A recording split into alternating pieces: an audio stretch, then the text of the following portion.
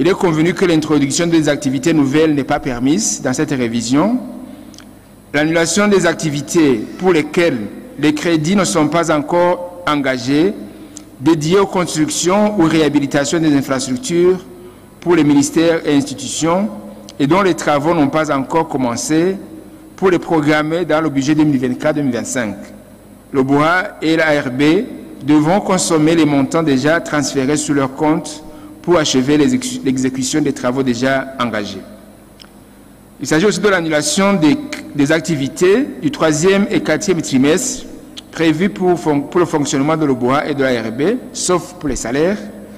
L'annulation des activités du FONIC prévues pour le 3e et le 4e trimestre, sauf pour les salaires, afin que le FONIC consomme également le crédit qui se trouve déjà sur son compte.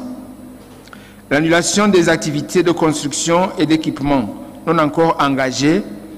L'annulation des activités relatives à la commande publique dont le paiement se fait en devises et les reprogrammer pour 2024-2025 pour réduire la demande de devises. Les activités qui ont été retouchées, sont notamment l'acquisition des véhicules pour tous les ministères et institutions, l'achat des engins, les contributions aux organismes internationaux et régionaux. Le tableau des opérations financières de l'État prévisionnel 2023-2024 du projet de budget révisé dégage un déficit de 426,3 milliards de francs Burundi contre 685,1 milliards de francs Burundi du budget initial 2023-2024.